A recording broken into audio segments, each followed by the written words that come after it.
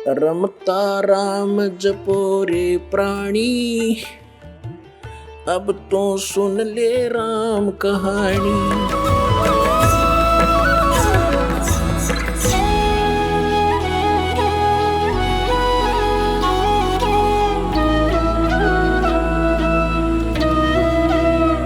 परम पिता परमात्मा पूर्ण ब्रह्म सर्व सृष्टि रचनहार, हम सभी आत्माओं के जनक, सर्व सुखदाई पाप नाशक,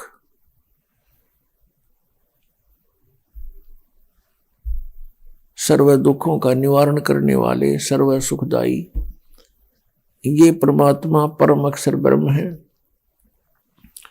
और वही परम अक्षर ब्रह्म भारतवर्ष की पावन पृथ्वी पर सन 1398 में ज्येष्ठ सुदी पूर्णमासी को सुबह सुबह ब्रह्म मुहूर्त में अपने सतलोक से गमन करके वहां से गति करके आए, एक शिशु रूप धारण करके कमल के फूल पर विराजमान हुए।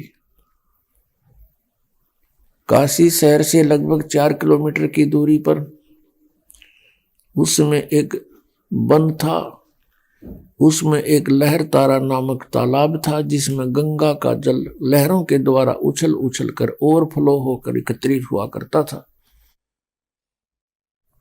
और उस गंगा जल ने एक सुंदर सरोवर का रूप धारण कर रखा था। उसमें कमल के फूल विकसित थे। परमात्मा सतलोक से चलकर आकर के वहां शिशु रूप में कमल के फूल पर विराजमान हुए। एक नीरू नीमा नाम के जुलाहा दंपति थे। वो निसंतान थे। वो उसी जन्म में ब्राह्मण ब्राह्मणी का जन्म था, लेकिन उनको मुसलमान बना दिया गया था। पहले वो अपना कथा करके रोजी रोटी किया करते थे, फिर वो उनका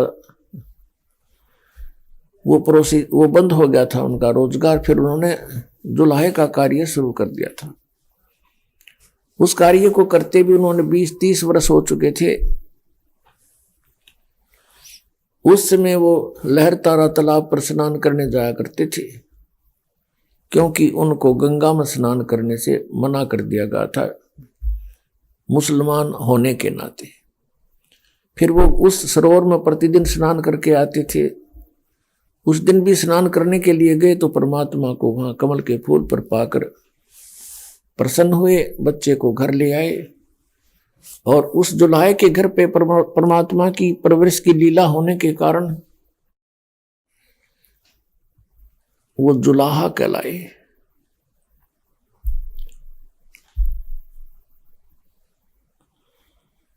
परमेश्वर स्वयं आकर के अपना ज्ञान बताते हैं और कहते हैं कि अवगत से चल आए, कोई मेरा भेद मरम नहीं पाए। मात पिता मेरे कछु नाही, ना मेरे घर दासी, और जुल्हे का सुत आन कहाया, जगत करे मेरी हंसी। परमात्मा ने बताया मेरा कोई मात पिता नहीं है और ना ही मैंने कोई विवाह किया था। मेरे घर पर पत्नी नहीं थी। और जुलाहे का पुत्र आन कहाया, यो जगत करे मेरी हंसी, उपहास करता है मेरा दानक दानक कह के।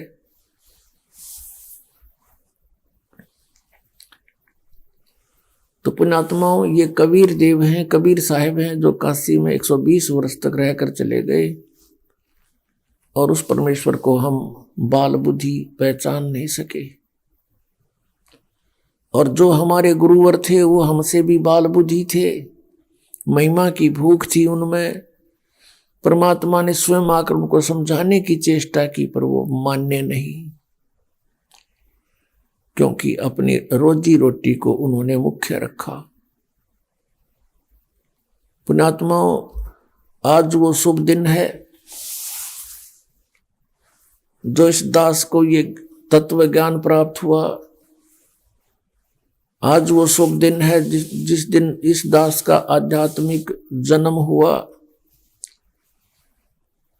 17 फरवरी सन 1988 अमावस्या, मार्च यानी फाल्गुन की अमावस्या के दिन इस दास को पूज्य गुरुदेव जी से नाम की बख्शीश हुई थी, दीक्षा प्राप्त हुई थी।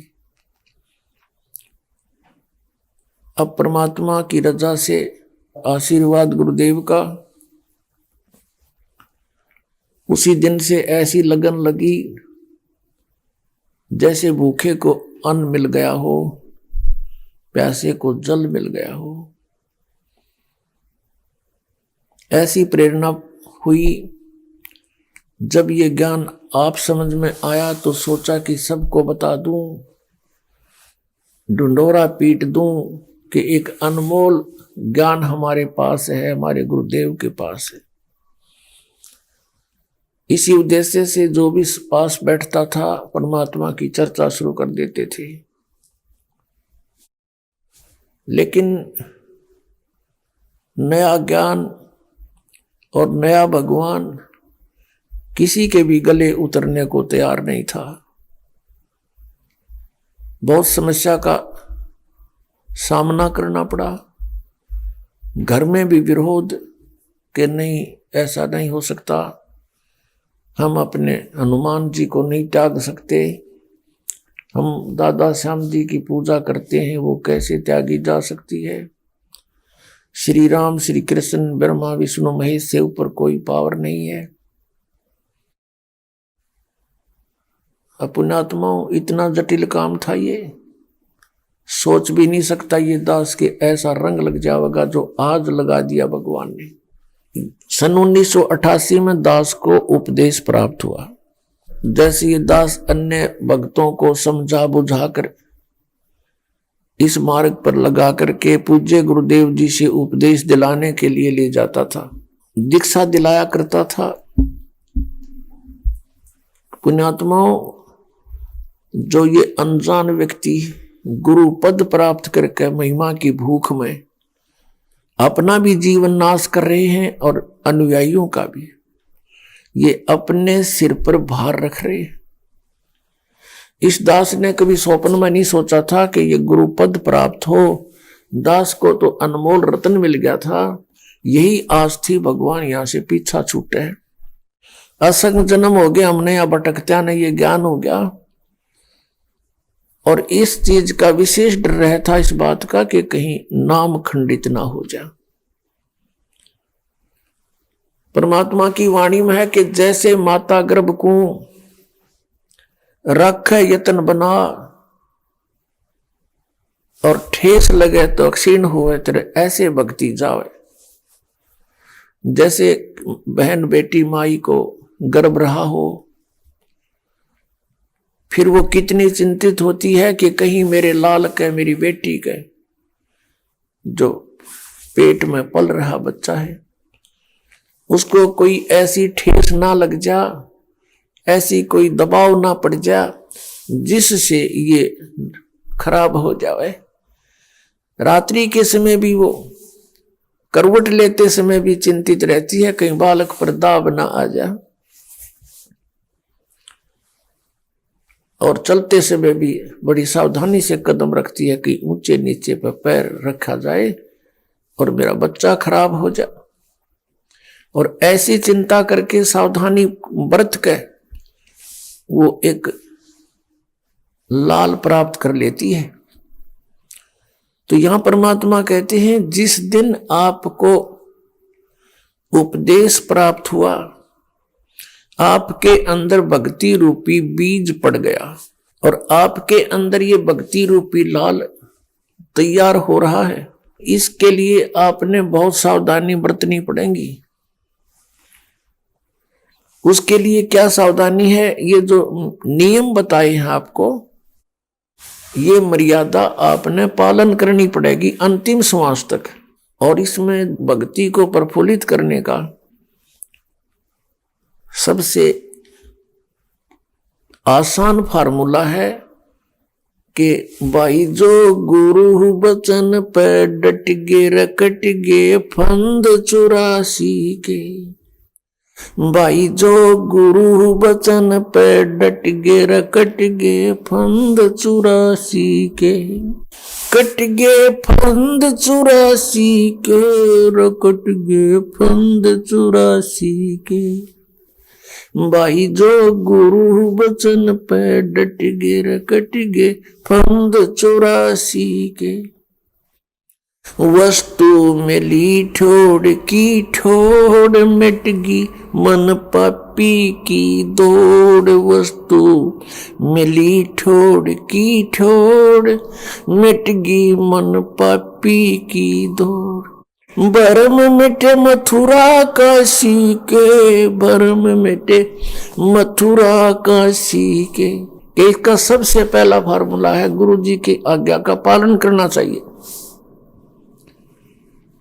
गुरु जी इज ए डॉक्टर, गुरु जी को एज ए डॉक्टर डील करे। और आप हो रोगी जन्म और मरण के दीर्घ रोग के। और इस रोग के नाश के लिए जिन जिन वस्तुओं का परहेज है वो आपने रखना पड़ेगा। अब जैसे हाई ब्लड प्रेशर के व्यक्ति को नमक और चीकना वस्तु बंद कर दी जाती है, तो फिर उसने अगर जीवन चाहिए तो ये पथ्य रखना पड़ेगा।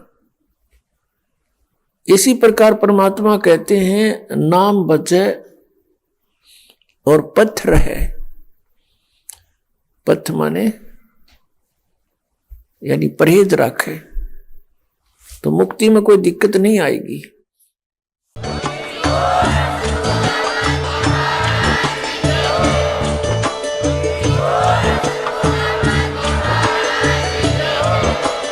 आप सुन रहे थे जगत गुरु तत्वदर्शी संत रामपाल जी महाराज जी के मंगल प्रवचन। अधिक जानकारी के लिए विजिट कीजिए हमारी वेबसाइट www.jagatgururampalji.org। संत रामपाल जी महाराज जी के शुभ आशीर्वाद से पूरे विश्व भर में 500 से भी ज्यादा नाम दीक्षा केंद्र हैं, जिन पर संत रामपाल जी महाराज जी द्वारा ऑनलाइन निशुल्क नाम दीक्षा दी जा रही है। अपने नजदीकी नाम दीक्षा केंद्र का पता करने के लिए संपर्क करें 8222880541।